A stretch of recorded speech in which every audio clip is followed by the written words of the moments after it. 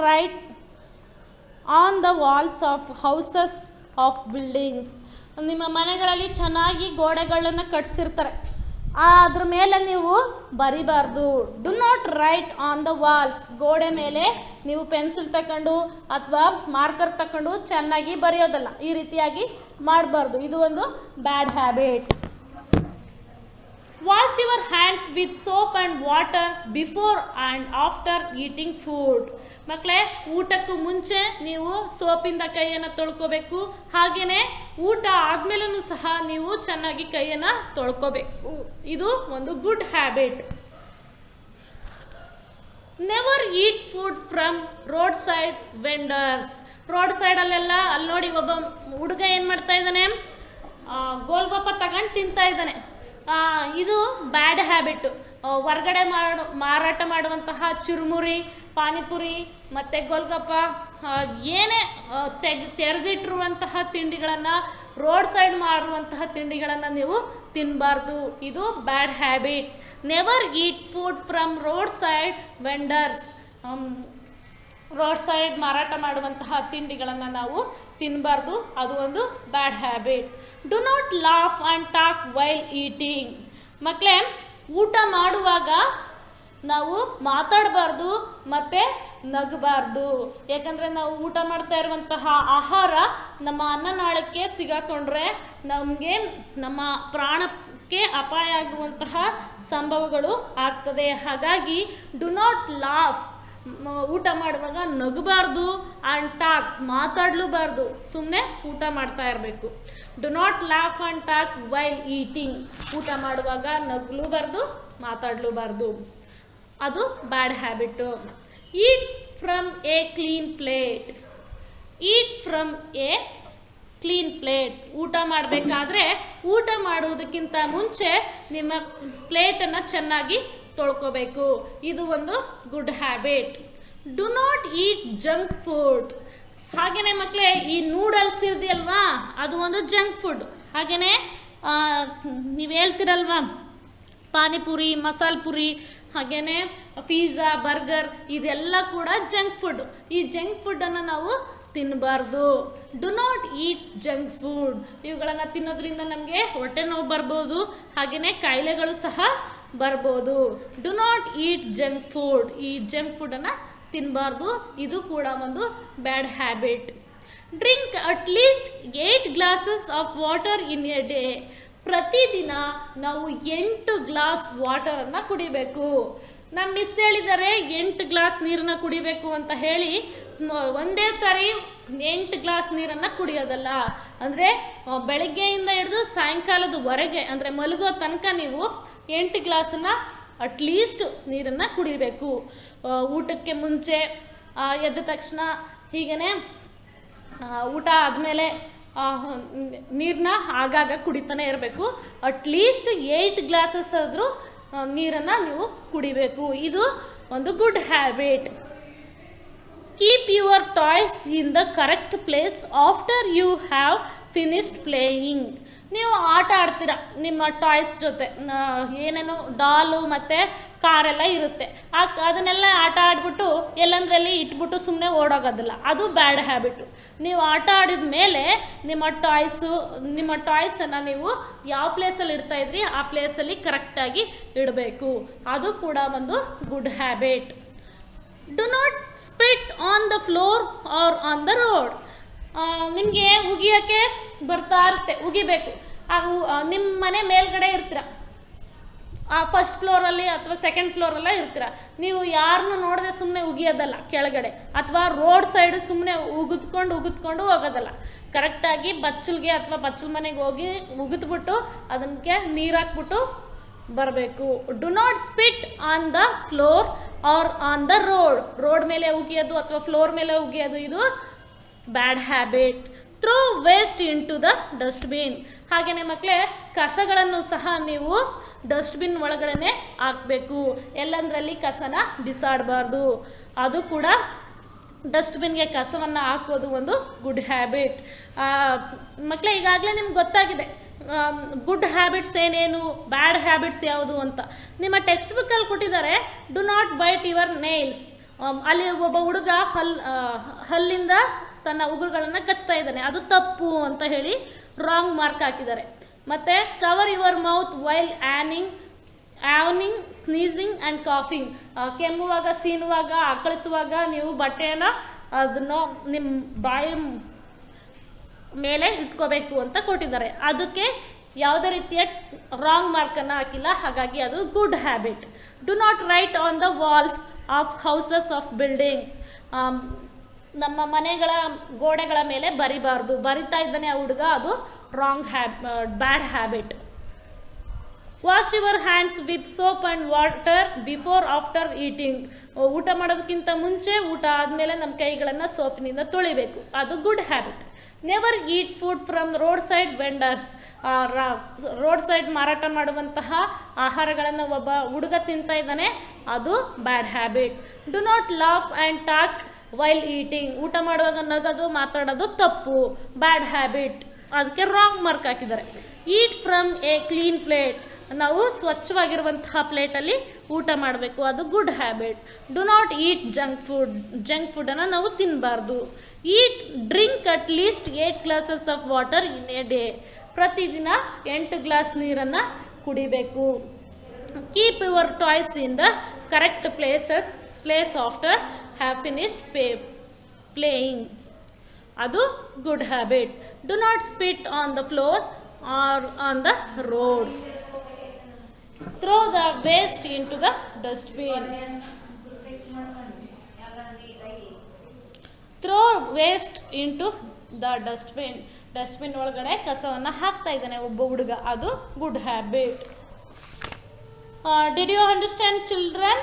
I hope you understood the lesson healthy habits. ಯಾವ್ದು ಆರೋಗ್ಯವಾದಂತಹ ಹವ್ಯಾಸಗಳು ಅಂತ ನಿಮ್ಗೆ ಅರ್ಥ ಆಗಿದೆ ಅಂತ ಭಾವಿಸ್ತೇನೆ. Okay children, stay home, stay safe.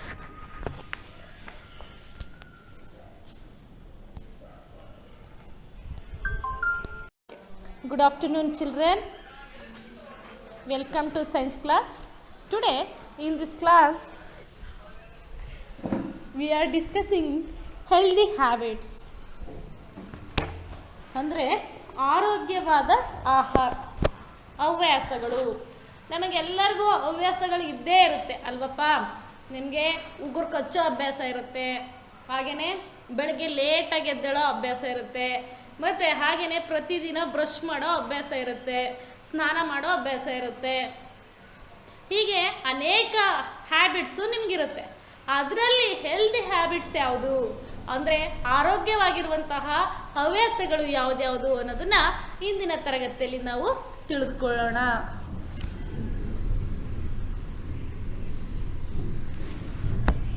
Healthy habits. Keeping healthy and fit is important for all of us. ನಮ್ಮೆಲ್ಲರಿಗೂ ಆರೋಗ್ಯವಾಗಿ ಮತ್ತು ಫಿಟ್ಟಾಗಿ ಅಂದರೆ ಯಾವಾಗಲೂ ಕರೆಕ್ಟಾಗಿ ಇರುವಂಥದ್ದು ಇಂಪಾರ್ಟೆಂಟ್ ಆಗಿರುತ್ತೆ. ಅಂದರೆ ನಾವೆಲ್ಲರೂ ಆರೋಗ್ಯವಾಗಿರ್ಬೇಕಲ್ವಾ. ಯಾವಾಗ ತುಂಬ ಹುಷಾರಿಲ್ಲ, ಯಾವಾಗಲೂ ಅವನಿಗೆ ಕಾಯಿಲೆ ಆಗ್ತಾ ಇರುತ್ತೆ ಅಂತ ಕೇಳಿದ್ರೆ ಆ ವ್ಯಕ್ತಿ ಆರೋಗ್ಯವಾಗಿದ್ದಾನೆ ಅಂತ ಹೇಳಲಿಕ್ಕೆ ಹೇಗೆ ಸಾಧ್ಯ? ಹಾಗಾಗಿ ಕೀಪಿಂಗ್ ಹೆಲ್ದಿ, ನಮ್ಮ ಆರೋಗ್ಯವನ್ನು ಯಾವಾಗಲೂ ನಾವು ಕಾಪಾಡ್ಕೋಬೇಕು. ಆ್ಯಂಡ್ ಫಿಟ್, ನಾವು ಫಿಟ್ ಆಗಿರೋದನ್ನು ಸಹ ಕಾಪಾಡ್ಕೊಳ್ಳೋದು ತುಂಬ ಪ್ರಮುಖವಾದಂಥದ್ದು ಅಲ್ವಾ. To keep fit and healthy we must eat healthy food. ನಾವು ಫಿಟ್ಟಾಗಿ ಮತ್ತು ಆರೋಗ್ಯವಾಗಿ ಇರಬೇಕು ಅಂತಂದರೆ ನಾವು ಯಾವಾಗಲೂ ಆರೋಗ್ಯವಾಗಿರುವಂಥ ಆಹಾರಗಳನ್ನೇ ನಾವು ತಿನ್ನಬೇಕು. Keep our bodies and surrounding clean. ಅಷ್ಟೇ ಮುಖ್ಯ, ನಮ್ಮ ಸುತ್ತಮುತ್ತಲು ಮತ್ತು ನಮ್ಮ ದೇಹವನ್ನು ಹಾಗೆಯೇ ನಮ್ಮ ಸುತ್ತಮುತ್ತಲೂ ಕೂಡ ನಾವು ಕ್ಲೀನ್ ಮಾಡ್ಕೋಬೇಕು. ನಾವು ಆರೋಗ್ಯವಾದ ಆಹಾರಗಳನ್ನು ಟೈಮ್ ತಿಂದ್ಕೊಂಡು ಹಲ್ಲುಜ್ಜದೆ ಮುಖ ತೊಳೆದೆ ನಾವು ಇದ್ಕೊಂಡ್ರೆ ನಾವು ಆರೋಗ್ಯವಾಗಿರಲಿಕ್ಕೆ ಆಗೋಲ್ಲ. ಹಾಗಾಗಿ keep our bodies and surroundings cleanse. ನಮ್ಮ ದೇಹವನ್ನು ನಾವು ಆವಾಗ ಕ್ಲೀನ್ ಮಾಡ್ಕೋತಾ ಇರಬೇಕು. ಹಾಗೆಯೇ ಕ್ಲೀನಿಂಗ್ ಸರೌಂಡಿಂಗ್, ನಮ್ಮ ಸುತ್ತಮುತ್ತಲೂ ಸಹ ನಾವು ಸ್ವಚ್ಛವಾಗಿ ಇಟ್ಕೋಬೇಕು, ಅಂದರೆ ಕ್ಲೀನಾಗಿ ಇಟ್ಕೋಬೇಕು. Take rest. ಹಾಗೆಯೇ ನಿದ್ದೆ ಮಾಡೋ ಸಮಯದಲ್ಲಿ ಕರೆಕ್ಟಾಗಿ ನಾವು ನಿದ್ದೆ ಮಾಡಬೇಕು. Exercise and play. ಅಂದರೆ ವ್ಯಾಯಾಮ ಮಾಡಬೇಕು ಆ್ಯಂಡ್ ಪ್ಲೇ, ಆಟ ಆಡಬೇಕು ಚೆನ್ನಾಗಿ. Let us see how we can keep clean. ಹಾಗಾದರೆ ನಾವು ಯಾವ ರೀತಿ ಕ್ಲೀನ್ ಆಗಿರಬೇಕು ಅನ್ನೋದನ್ನು ನಾವು ಈಗ ತಿಳ್ಕೊಳ್ಳೋಣ. Brush your teeth twice a day, once in the morning and once at night before going to bed. ನಾವು ಹಲ್ಲು ಉಜ್ಜಬೇಕು. ಎಲ್ಲರೂ ಬ್ರಷ್ ಮಾಡ್ತೀರಾ, ಹೌದಲ್ವಾ? Brush your teeth twice a day, ಒಂದು ದಿನಕ್ಕೆ 2 ಸಾರಿ ನಾವು ಬ್ರಷ್ ಮಾಡಬೇಕು. ಬೆಳಗ್ಗೆ ಎದ್ದ ತಕ್ಷಣ ನಾವು ಬ್ರಷ್ ಮಾಡಿ ಊಟ ತಿಂಡಿ ಅಥವಾ ಅದನ್ನು ತಿನ್ಕೋತೀವಿ. ಹಾಗೆಯೇ ಒನ್ಸ್ ಇನ್ ದ ಮಾರ್ನಿಂಗ್, ಒಂದು ಸಾರಿ ಮಾರ್ನಿಂಗ್ ಬ್ರಷ್ ಮಾಡಬೇಕು and once at night before going to bed. ನಾವು ರಾತ್ರಿ ಟೈಮಲ್ಲಿ ಊಟ ಮಾಡಿದ ನಂತರ ಹೋಗೋಕ್ಕೆ ಮುಂಚೆ ನಾವು ಬ್ರಷ್ ಮಾಡಿ ನಾವು ಹೋಗಿ ಮಲಗಬೇಕು. Brush your teeth twice a day, once in the morning and once at night before going to bed. ಹಾಗಾದರೆ ನಾವು ದಿನಕ್ಕೆ 2 ಸಾರಿ ನಮ್ಮ ಹಲ್ಲನ್ನು ಬ್ರಷ್ ಮಾಡಬೇಕು. ಅದು ಯಾವಾಗ? ಒನ್ಸ್ ಇನ್ ದ ಮಾರ್ನಿಂಗಲ್ಲಿ 1 ಸಾರಿ, ಅದು ತಿಂಡಿ ತಿನ್ನೋದಕ್ಕಿಂತ ಮುಂಚೆ, ಆ್ಯಂಡ್ ಒನ್ಸ್ ಅಟ್ ನೈಟ್ ಅಲ್ಲಿ ಬಿಫೋರ್ ಗೋಯಿಂಗ್ ಟು ಬೆಡ್, ಮಲ್ಗೋದಕ್ಕಿಂತ ಮುಂಚೆ, ಊಟ ಆದಮೇಲೆ ನಾವು ಬ್ರಷ್ ಮಾಡಬೇಕು. Take bath with soap and water every day. ಪ್ರತಿದಿನ ಮಕ್ಕಳೇ ನಾವು ಸ್ನಾನ ಮಾಡಬೇಕು. ಪ್ರತಿದಿನ ಮಾಡಲಿಕ್ಕಾಗಲಿಲ್ಲ ಅಂದ್ರೂ ಒಂದಿನ ಬಿಟ್ಟು ಡೇ ಬೈ ಡೇ ಆದರೂ ನಾವು ಸ್ನಾನ ಮಾಡಲೇಬೇಕು. Take bath with soap. ಹೇಗೆ? ಸುಮ್ಮನೆ ಸ್ನಾನ ಅಂತ ಮಾಡಿದೆ ಅಂತ ಹೇಳಿ ನೀರನ್ನ ಮೇಲೆ ಸುರ್ಕೊಂಡು ಬರೋದು ಸ್ನಾನ ಅಲ್ಲ. ಟೇಕ್ ಬಾತ್ ವಿತ್ ಸೋಪನ್ನು ಯೂಸ್ ಮಾಡಿ ನಮ್ಮ ಬಾಡಿನ ಚೆನ್ನಾಗಿ ತೊಳ್ಕೊಬೇಕು. Take bath with soap and water every day. Soap ಜೊತೆ ನೀರನ್ನು ಹಾಕಿ ನಮ್ಮ ಬಾಡಿನ ಸ್ನಾನ ಮಾಡಬೇಕು. Wash your hands with soap and water after visiting the toilet. ನೀವು ಮಕ್ಕಳೇ ಟಾಯ್ಲೆಟ್ಗೆ ಹೋಗ್ತೀರಾ, ಟಾಯ್ಲೆಟ್ಗೆ ಹೋಗಾದ್ಮೇಲೆ ನೀವು ವಾಶ್ ಮಾಡ್ಕೋತೀರ ಅಲ್ವಾ? ಅದಾದ ನಂತರ ವಾಶ್ ಯುವರ್ ಹ್ಯಾಂಡ್ಸ್, ನಿಮ್ಮ ಕೈಗಳನ್ನು ನೀವು ಚೆನ್ನಾಗಿ ಸೋಪ್ನಿಂದ ತೊಳಿಬೇಕು. ಸೋಪ್ ಹಾಕಿ ಅಥವಾ ಹ್ಯಾಂಡ್ ವಾಶ್ ಇದ್ದರೆ ಹ್ಯಾಂಡ್ ವಾಶನ್ನು ಯೂಸ್ ಮಾಡಿ ನಿಮ್ಮ ಕೈಗಳನ್ನು ಚೆನ್ನಾಗಿ ತೊಳ್ಕೊಬೇಕು. ಯಾವಾಗ? Wash your hands with soap and water after visiting the ಟಾಯ್ಲೆಟ್ಗೆ ಹೋಗಿ, ಅಂದರೆ ನೀವು ಬಾತ್ರೂಮ್ಗೆ ಹೋಗಿದ್ದು ಬಂದಾದಮೇಲೆ ನೀವು ನಿಮ್ಮ ಕೈಗಳನ್ನು ಚೆನ್ನಾಗಿ ತೊಳ್ಕೊಬೇಕು. ಯಾವುದರಿಂದ? ಬರೀ ನೀರಲ್ಲಿ ಮಾತ್ರ ಅಲ್ಲ, ಚೆನ್ನಾಗಿ ಸೋಪ್ ಹಾಕಿ ಅಥವಾ ಹ್ಯಾಂಡ್ ವಾಶ್ ಹಾಕಿ ನಿಮ್ಮ ಕೈಯನ್ನು ಚೆನ್ನಾಗಿ ತೊಳ್ಕೊಬೇಕು. Comb your hair to keep it tidy. ನೀವು ಚೆನ್ನಾಗಿ ಕಾಣಿಸ್ಬೇಕು, ನೀಟಾಗಿರಬೇಕು ಅಂದರೆ ನೀವು ತಲೆನ ಪ್ರತಿದಿನ ಬಾಚಬೇಕು. Comb your hair to keep it tidy. ನೀವು ಪ್ರತಿದಿನ ನೀಟಾಗಿ ಕಾಣಬೇಕು, ನೀಟಾಗಿರಬೇಕು ಅಂದರೆ ನಿಮ್ಮ ಕೂದಲನ್ನು ಬಾಚ್ಕೋಬೇಕು. Wear clean clothes every day. ಪ್ರತಿದಿನ ಶುದ್ಧವಾಗಿರುವಂತಹ ಸ್ವಚ್ಛವಾಗಿರುವಂತಹ ಕ್ಲಾತ್ಸ್ ಬಟ್ಟೆಗಳನ್ನು ನೀವು ಧರಿಸ್ಕೋಬೇಕು. ಕೊಳಕಾಗಿರೋಂಥ ಬಟ್ಟೆಗಳನ್ನು ನೀವು ಹಾಕೋಬಾರ್ದು. Wash your face and eyes with cold water. ಹಾಗೆಯೇ ಮಕ್ಕಳೇ, ತಣ್ಣೀರಿಂದ ನಿಮ್ಮ ಕಣ್ಣುಗಳನ್ನು ಆಗಾಗ ತೊಳಿಬೇಕು. ಆ್ಯಂಡ್ ವಾಶ್ ಯುವರ್ ಫೇಸ್, ನಿಮ್ಮ ಫೇಸನ್ನು ಕೂಡ ನೀವು ಮನೇಲಿ ಪ್ರತಿದಿನ ತೊಳ್ಕೋಬೇಕು. Wash your face and eyes with cold water. ತಣ್ಣೀರಿಂದ ನಿಮ್ಮ ಮುಖವನ್ನು ಮತ್ತು ಕಣ್ಣುಗಳನ್ನು ಚೆನ್ನಾಗಿ ತೊಳಿಬೇಕು.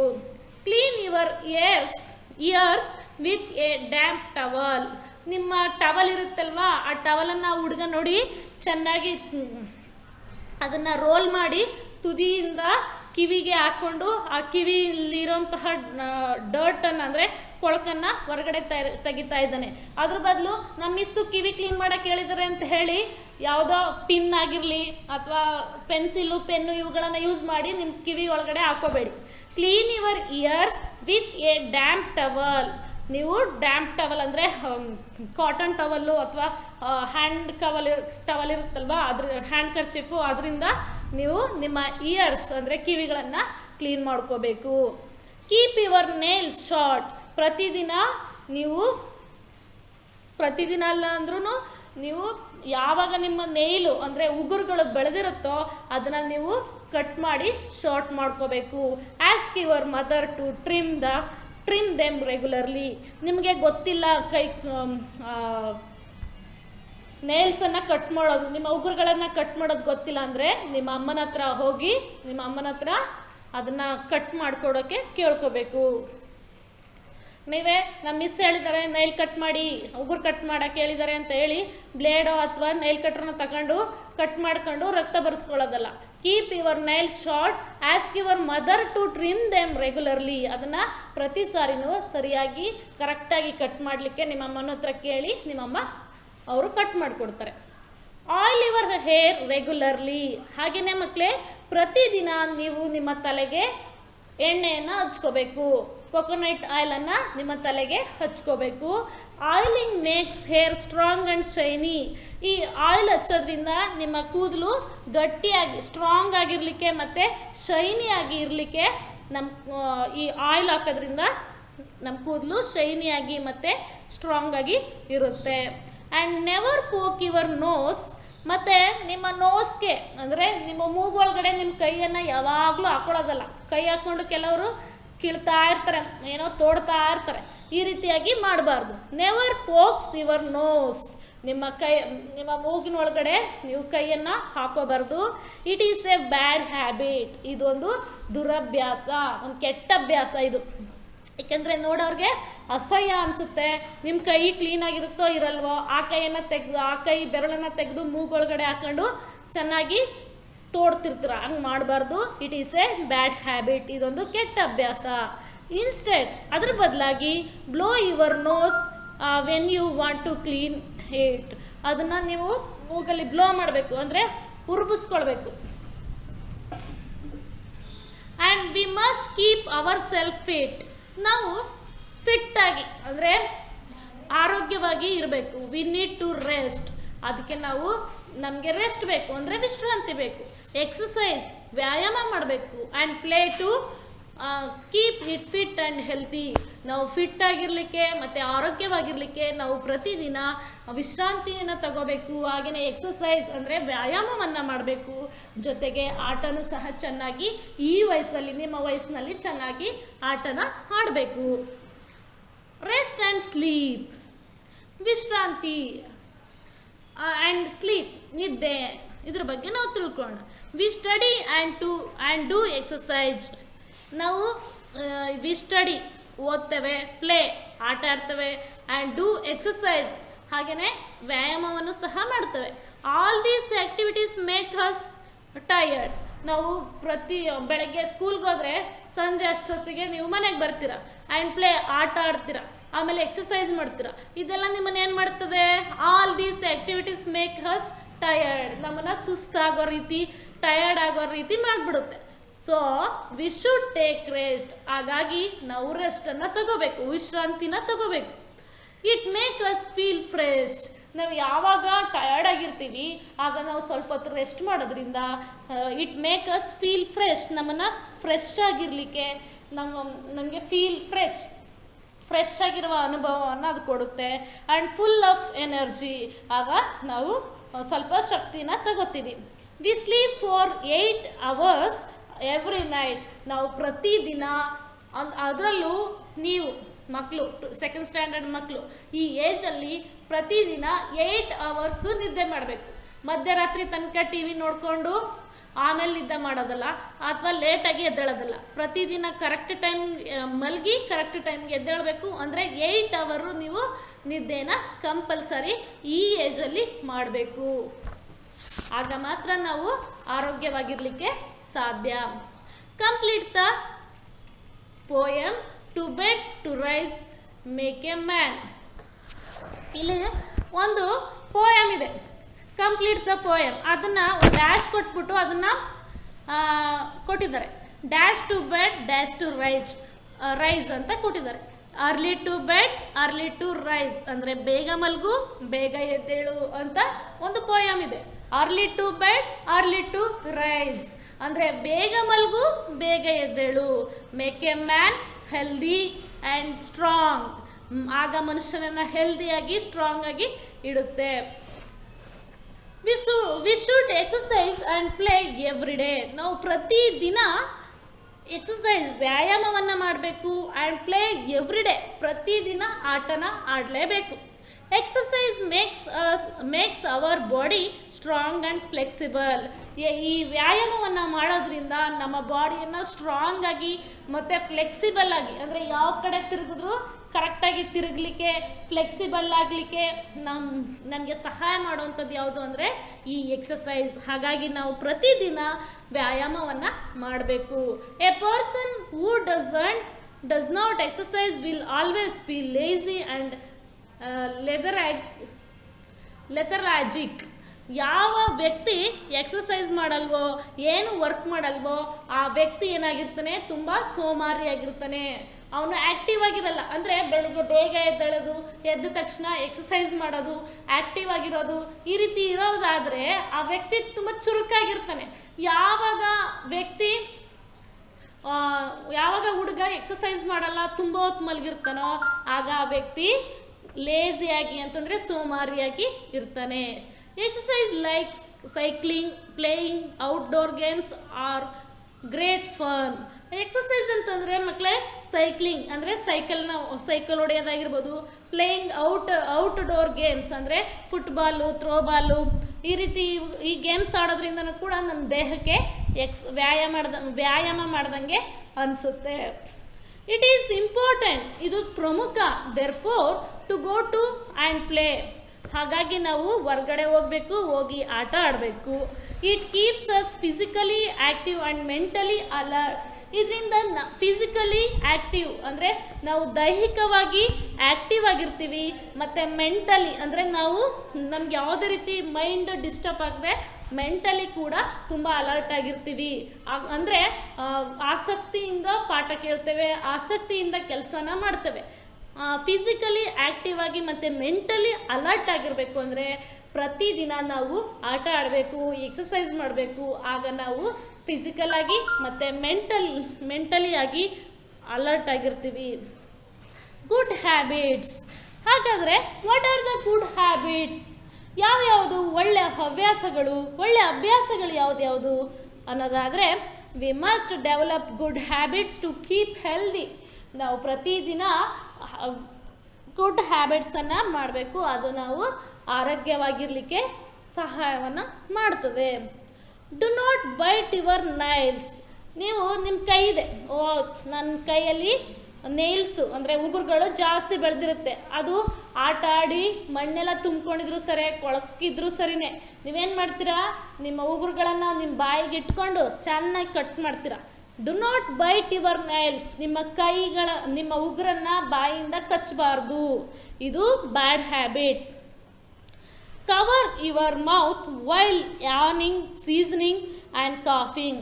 ಯಾವಾಗ ಮಕ್ಕಳೇ ನಿಮಗೆ ಹಾಕಳಿಕೆ ಬರುತ್ತೋ, ಮತ್ತು ಯಾನಿಂಗ್ ಅಂದರೆ ಹಾಕಳಿಸೋದು, ಸ್ನೀಸಿಂಗ್ ಅಂದರೆ ಸೀನೋದು, ಸಿಂತ್ರಲ್ವ ಅಕ್ಷಿ ಅಂತ ಅದು, ಆ್ಯಂಡ್ ಕಾಫಿಂಗ್ ಅಂದರೆ ಕೆಮ್ಮೋದು. ಈ ರೀತಿ ಸಂದರ್ಭಗಳಲ್ಲಿ ಅಂದರೆ ನೀವು ಹಾಕಳಿಸುವಾಗ, ಸ್ನೀಸಿಂಗ್ ಹೊಡೆಯುವಾಗ ಮತ್ತು ಕೆಮ್ಮುವಾಗ ನೀವು ಒಂದು ಕರ್ಚೀಫನ್ನು ಇಟ್ಕೊಂಡು ಬಾಯಿಗೆ ಅಡ್ಡ ಇಟ್ಕೋಬೇಕು. Cover your mouth while yawning, sneezing and coughing.